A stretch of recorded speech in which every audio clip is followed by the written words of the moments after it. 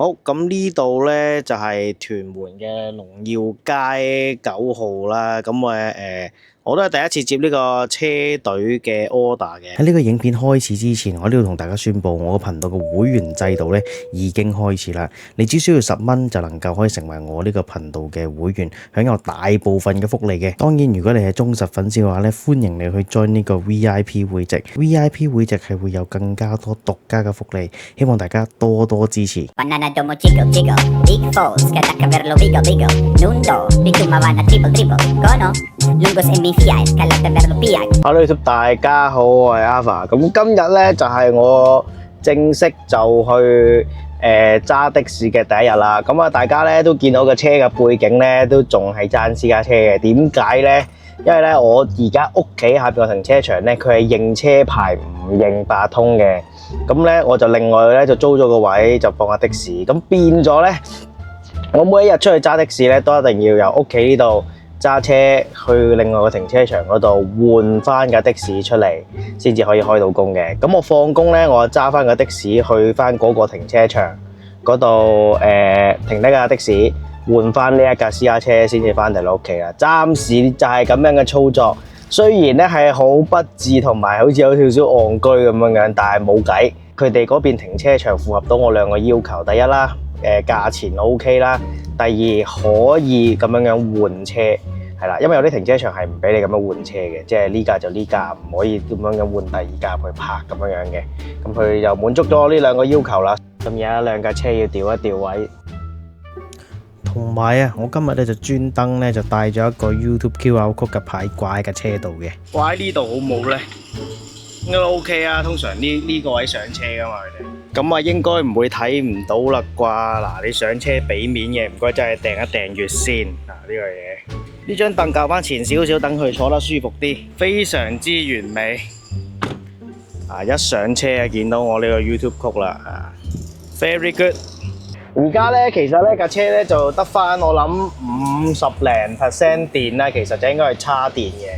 咁但係咧今日遲咗，我哋而家係時間12:07先攞車嘅 ，OK。咁我哋咧啱啱停車場拎個車出嚟咧，大概就5分鐘左右啦。咁啊 Uber 嗰度上咗線嘅啦，暫時就未有任何單嘅。咁咧就由於咧啱啱拎車咧都有啲呆滯咁樣，唔知自己要去邊啊，又唔知自己要去邊度揾客啊，兜去邊咁樣嘅情況下咧，咁啊聽個朋友講，佢話不如佢話要開埋其他 app 睇下，咁我已經打開車隊 app 啦。咁啊接咗一單咧係車隊嘅 order 嚟嘅，呢單我係試做嘅啫。雖然其實個地點就唔係好啱噶啦，啊我而家喺九龍區嘅，係啦。咁佢呢張單咧就係屯門去迪士尼嘅。咁我而家就慢慢躝入去呢個屯門，試一試做一做呢一個的士車隊 order， 睇下點嘅先。好，咁呢度咧就係屯門嘅龍耀街9號啦。咁我都係第一次接呢個車隊嘅 order 嘅。咁佢就由呢一度龍耀街，咁咧就去呢一個迪士尼度假區直升機坪咁樣嘅。咁而家咧我係早到咗，因為佢係1:22嘅，但係我而家就係1:08已經到咗啦。咁第一次接，所以就早少少嚟到呢度啊。我諗住15分咧就打俾嗰個客人，話俾佢知我已經係到呢度附近咁樣。原來佢呢度係私家路啊，唔俾泊車，啱啱兜個圈嘅。我研究下嗰個 app 點撳先，點樣先至叫開始咧？而家測試一下先。佢呢度咧就寫住啦，請盡量以文字聯絡 ，OK， 咁我又尊重翻佢。問題就嚟啦，我去咁多次迪士尼，我都唔知原來迪士尼係有停機坪。咁趁嗰條友未嚟之前咧，我就 search 下先。我又真係有個衰鬼，佢呢個迪士尼停機坪俾大家睇下。原來呢個叫竹篙灣發電廠喎。我一撳過去車隊個 app， 跟住有個叫直升機坪咯。真係有直升機搭過呢度。One eternity later。你好，仲有3個。仲有3個 ，OK 好。做呢啲預約單最唔好嘅咧，就係成日都係咁等咯，但係等嘅時候咧又冇錢嘅喎。佢嗰個停機坪係嘛？係啦，竹篙灣發電廠，唔知你知唔知？我跟地圖望一望先。好啊。你 Google Map 嚟嘅嗬。係啊係啊。 Google Map 可能你直接打呢個竹篙灣發電廠會。竹篙灣發電廠。係啦，會好少少。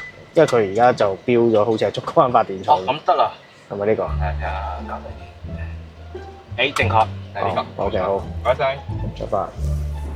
咁各位觀眾留意翻啦，我呢一程車隊的士呢，我係專登入嚟接嘅。一般呢，我就唔建議大家呢，就係山長水遠入嚟為咗接一單咁樣嘅，係不合乎成本效益嘅。咁呢，同埋呢啲車隊單呢，我覺得呢真係比較難去接嘅，因為呢，例如好似咁樣啦，你2點鐘要接呢個 order， 咁但係你如果提前接咗，咁但係你又唔喺屯門附近喎，變咗你要特登入嚟，所以呢，就變咗，我覺得就難就少少咯啲時間。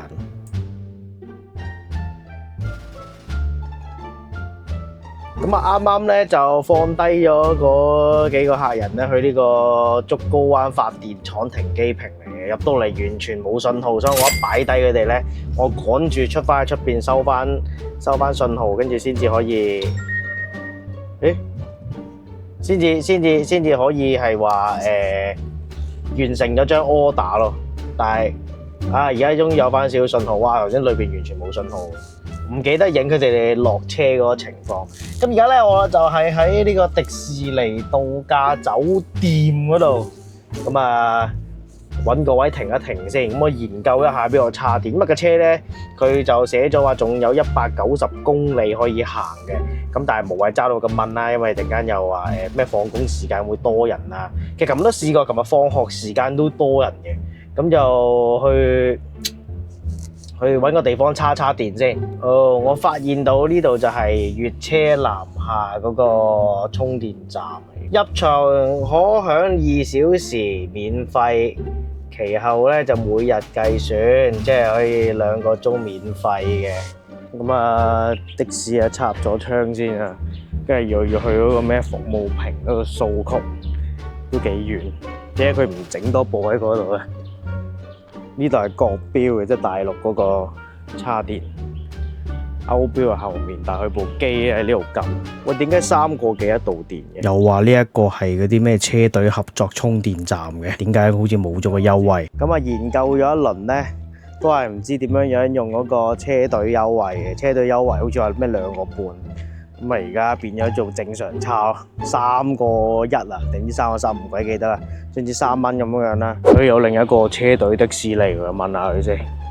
你好啊，我想問咧，你係咪有嗰啲車隊 app 叉㗎？登記八達通係啊，你冇登記差3蚊啊嘛，登記咗2個1。2個1㗎，慳成1蚊咁平嘅咩？唔係，2個1。係咪呢個啊？係啦，就係呢個啦，登記去，主要攞你嘅八達通登記。哦，綁定。原來要登記啊！我用頭先搞咗20分鐘都搞唔到。俾佢安慰咗一陣之後咧，即刻就冇咁唔開心啊！因為佢話原來就算你今日登記咧，都唔會即刻係有平電差嘅。咁算啦，合理啦，係咪先？合理。因為原來佢係之前中誠 training 嗰個阿 Sir 咧，佢係有個 link 要你登記綁定八通啊！屌嗰時上堂唔專心就係咁啦，上堂唔專心就瀨嘢咯，冇登記過，搞成而家咁。佢2個2差，我3個1，哇！爭成1蚊。2 set 咩話？2 set ELLO。係啊。呢個？係啊，冇錯。Walkie talkie 嚟嘅喎，對講機。係啊，對講機，用 email 註冊，跟住你有幾個群組咯。我有啲群組嘅。好，咁相信大家咧去坐的士嘅時候咧，都見到好多的士司機咧側邊嘅手機都有個咁嘅界面嘅。呢一個咧就係其實咧睇的士業界裏邊咧佢哋多數用嘅對講機嚟嘅。咁呢個 Apps 咧就係叫做 Cello Walkie Talkie。咁呢個師姐咧就非常好啦，佢見我新手揸的士啦，咁佢就加咗我入去某啲 group 裏邊啦。咁我喺呢度咧就簡單同大家講解一下呢個 Apps 裏邊係點樣運作啦。咁我有一個比較揸得耐的士嘅朋友咧就同我講啦，咁佢咧其實咧就好似Facebook 啊 WhatsApp 咁樣開個 group 啦，咁你加啲人入嚟咧就可以大家溝通到咁樣嘅，只不過咧佢係以 walkie talkie 嘅形式咧，咁大家咧就會快啲接受到嘅資訊，就唔需要好似 WhatsApp 咁樣咧，每一次撳嗰個錄音啊睇字啊先至可以睇到個信息嘅。好啦，咁我首先咧就講翻佢哋3種比較常見嘅營運模式啦。第一種咧就係純粹叫互助模式嘅，咁咧就大家入咗 group 裏邊啦，咁你可能有你自己熟客啊，又或者有啲人咧會 call 你車，但係你未必接到單喎，咁你咧就可以將你張單咧掉出嚟去呢個 group 度，咁可能有其他嘅師兄咧就可以睇到你張單啦，咁啊幫到手去接呢張單，大家互助形式去賺錢嘅。咁第二種咧就係咧有師兄可能掉單出嚟啦，咁但係咧你咧會接咗佢張單之後咧，你可能就要俾翻少少嘅費用嗰個掉單出嚟嗰個師兄嘅，咁可能會係10蚊雞咁樣啦。咁第三種營運模式咧就係可能有個群主佢開咗個 group 啦，咁佢咧就可能收呢個月費啊或者收年費咁樣嘅，咁入到 group 之後咧就可以無限咧喺裏邊度接到單咁樣噶啦。大致上就係咁樣啦，我個朋友同我講，咁大家咧就要留意翻每一個群組嘅規則啦，否則咧如果你違規嘅話咧，有機會咧就會俾人哋踢咗出嚟，咁入唔翻去噶啦。咁咧我朋友同我講咧，就建議咧大家咧就係揸熟咗個的士啦，了解咗個地形咧先至好接呢度嘅單嘅，因為佢同我講咧基本嘅行規咧，如果你接呢度嘅單咧，你要8分鐘咧就要去到嗰個乘客嗰個上車地點噶啦。如果你遲咗嘅話咧，咁個客投訴咧，咁你係大鑊啦，好大機會咧嗰個群主咧就會踢咗你啦，因為你會影響到嗰個聲譽啊。個客打電話想 call 車，佢打俾你，跟住你唔喺佢附近，你接唔到，咁你喺呢個 group 度掉出嚟，咁我 Alpha 接咗你張單喎，咁但係我接咗你張單之後呢，我又好耐都未到喎，咁個客就會投訴嘈啦，點解咁耐未有車㗎？咁佢下次再 call 車會唔會再 call 你呢？所以咧呢一樣嘢呢係會影響咗掉單出嚟嗰位師兄同個客嘅 relationship 嘅，同埋呢裏邊呢就好多術語嘅，咁啊建議呢新手嘅朋友呢就可以入佢裏邊聽下先嘅，就唔需要話太心急去接，咁你聽得多呢，了解咗人哋其實裏邊講緊啲乜嘢啊，講緊啲術語啊，究竟係代表啲乜嘢呢？咁你先至再去慢慢接都未遲嘅。咁所以咧到而家呢，我都係未試過接呢度嘅單嘅，因為我本身呢就唔係話太熟路，同埋我都唔知自己而家呢個地點去到目的地究竟係幾多分鐘先到到。個3號電站 CLPE。咁呢位師姐咧非常之好啦，咁佢都亦都推介咗幾個叉電 Apps 俾我啦。咁咧其實幾個咧都係有的士優惠嘅。咁特別有一個咧就想同大家講講啦，就係充美好啦。呢一個咧，如果你去灣仔嗰個充電站咧，你叉夠100蚊咧就會有1小時免費泊車嘅。咁詳情咧就留意翻呢個充美好嘅官網咧嘅資料為準嘅。大家咧就要留意翻啦，睇下個優惠咧係仲有啊定係結束咗未？咁啊，而家睇下幾錢啊？叉貴電，咁啊入咗300蚊啦，咁就退翻158蚊嘅，即係差咗大概140蚊左右啦。咁啊，無謂咗喺度糾纏啦，嗱聲即刻開工，咁啊回翻今日條數先。咁啊，好啦，遇到嗰個有個師姐喺度叉電嗰啲教，原來佢登記八通，咁佢咧就俾咗啲小 tips 我嘅，咁佢就話去嗰啲酒店嗰度排咧就大機會啲，即係迪士尼酒店嗰啲排隊咁樣。呢個迪士尼探索家酒店，我兜圈入去望下先。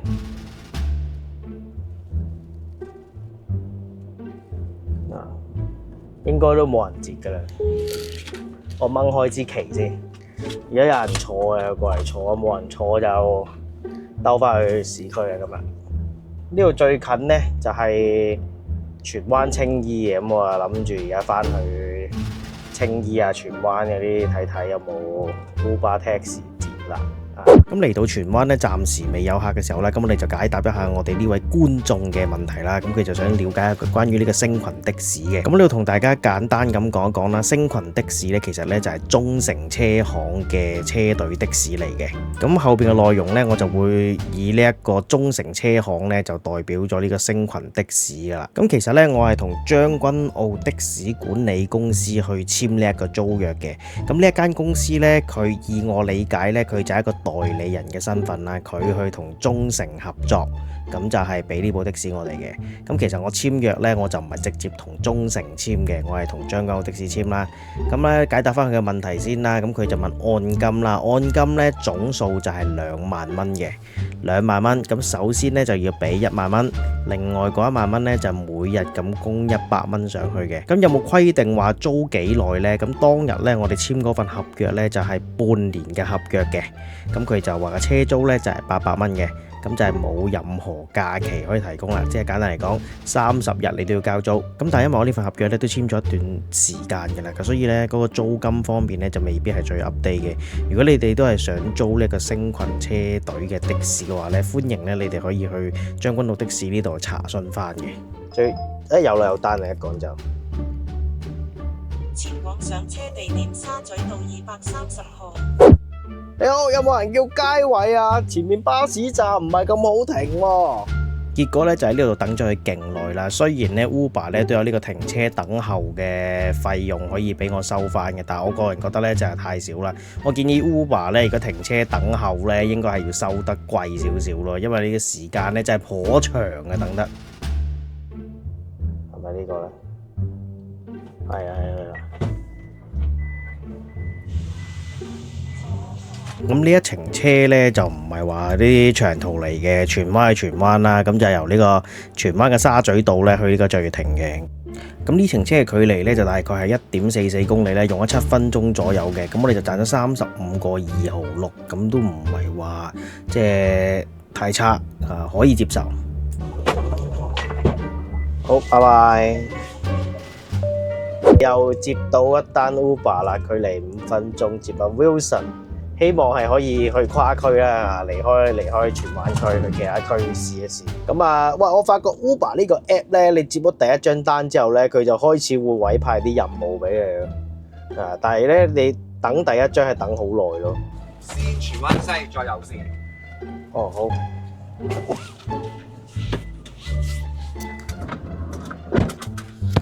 大家咧都聽到個乘客咧就係講話先荃灣西再去有線，即係先去荃灣西鐵站再去有線。但係呢一張單咧係一張 Uber 嘅單嚟嘅，咁佢個定位咧就係冇一個中途站嘅。咁但係咧最後咧我都係選擇咧就車去，因為佢呢一張單咧係叫咪標的士，即係純粹都係跳標嘅啫，咁冇乜所謂啦，咁啊照去啦。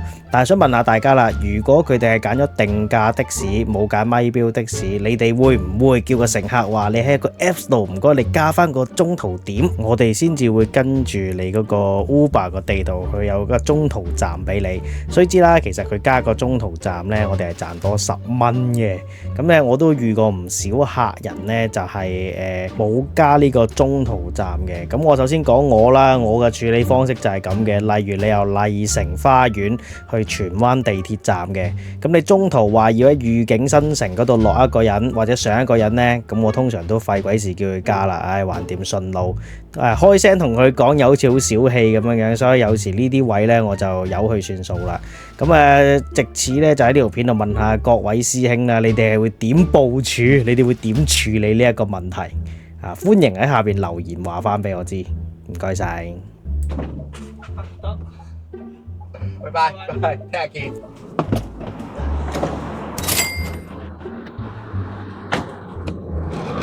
做特間的士嘅好處呢，就係冇呢一個交更時分啊！呢一個 walk in 嘅客人呢，其實佢又睇到我落咗客之後呢，佢就問話我車唔車佢？咁我同佢講話唔好講呢啲啦，快啲上車啦！咁跟住佢呢，就同我講話，因為原來而家交更時分啊，佢呢就截咗好耐車都截唔到。咁呢張單呢，我哋就由呢個有線電視大樓呢，又翻去荃灣德士古道附近啦。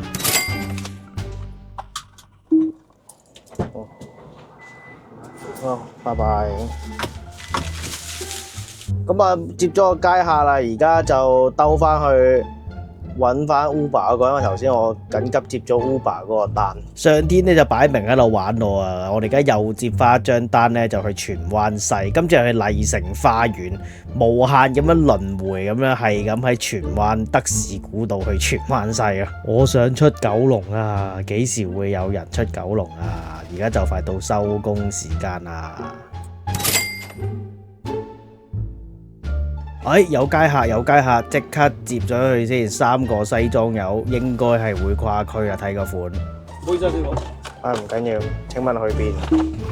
尖沙咀中間鋪啊，九龍酒店啊。黃天不負有心人，係尖沙咀啊，可以出到九龍啦。但係尖沙咀我識去，中間道我唔知喺邊啊，咁咪要導下航啦。咁啱啱咧就接咗個街客啦，由荃灣麗城花園咧就去到呢一個尖沙咀九龍酒店嘅。咁一落車咧已經 Uber 即刻響啦。但係我揸嘅時候咧我就熄咗 Uber 嘅，因為費事去係咁響都煩咁樣啦。咁所以就而家到咗尖沙咀啦，一到即刻就響，而家就去呢個 Rosewood 嗰個瑰麗酒店嗰度接人。係啦，咁今日咧做咗2單街客。跟住然之後咧，就做咗一單呢一個車隊 order， 咁啊做咗一紮 Uber Taxi 啦。我都唔知 Uber Taxi 期而家賺咗幾多。陣間停一停低架車，或者今晚先至做一個結算嘅匯報俾大家睇。咁希望大家就中意睇我影片啦，記得 like、share、subscribe 我個 channel 啊！唔該晒你。究竟邊個係 Ella 咧？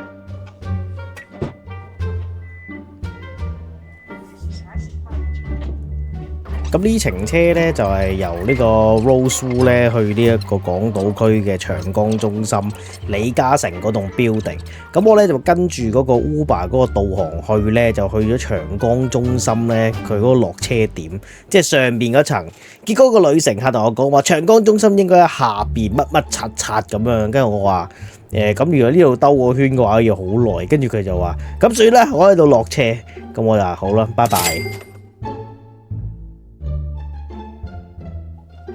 啱啱一擺低 Uber Taxi 個客就即刻 Uber 又響又有單接，佢話長江中心平台有懷疑喺呢度，呢度就係 UG 啦，懷疑應該喺呢度啩。我係咪呢架嚟㗎？等我睇下先。哦，係 hello， 我幫你擺，可以。一睇就知我係一啲非常注重 customer service 嘅的士司機啦。去到呢度，如果大家仲睇緊嘅，記得俾個訂閱支持一下我，唔該晒。你哋嘅支持就係我製作嘅動力。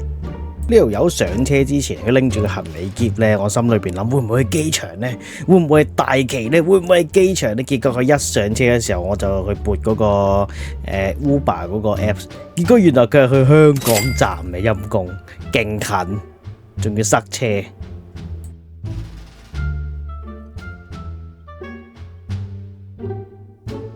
咁啱啱咧就喺長江中心嗰度咧就接咗個人。咁佢係嚟呢個九龍站嘅，拎住行李應該唔知去邊，可能去大陸啩。同埋我同大家講咧，我嚟咗香港站呢度停低架車啦，咁我冚咗旗啦。咁其實咧我就喺度撳緊 Uber 個 app 嘅，咁啊睇下個頭先個單咧有幾多錢啦，同埋等緊有冇下一單響。咁當然啦，喺港島區繁忙時間咧，即刻已經有下一單啦，咁我就停咗喺度等啦。咁咧喺度等緊嘅期間咧，就好多人敲我窗，又問話我嗰度去唔去，邊度去唔去。咁當中咧就有啲大陸人啦，同埋有啲鬼佬啦，全部都係遊客嚟嘅，都好習慣咁敲窗問你邊度去唔去，幾多錢咁。睇嚟之前嗰啲黑的咧都宣傳做得幾好，連啲鬼佬遊客都明白呢個玩法 International Black Taxi。咁我喺香港站等呢個客等咗勁耐咧，原來佢喺香港站後邊嗰條巷嗰度咯，咁所以咧就變咗我要兜去後邊嗰度接佢。咁呢個人咧就係去呢一個山頂嘅，就係香港站去山頂。我以為都好多錢啦，點知原來都係得個50幾蚊。同埋喺港島區咧繁忙時間咧最好都係唔好嚟，因為經常性塞車。你嗰啲時間咧成日拎晒去塞車，但係你個路程又唔算好遠，就變咗你嗰個收入咧好低咯，又唔可以話好低，總之即係未如理想咯，就係咁咯。好啦，咁其實今日咧就算係我第一次正式做啦，即係正式由朝頭早開工到夜晚啦。咁咧有樣嘢我發現到嘅就唔好乜單都接咯，因為乜單都接咧，其實真係會好影響你個賺錢嘅。係啦，咁我今日咧就已經係賺咗1300幾蚊啦。咁同埋 Uber 今日佢有獎金俾我嘅，因為我今日我都知道我會達成佢嗰個任務目標，所以佢會額外有多300蚊俾我嘅。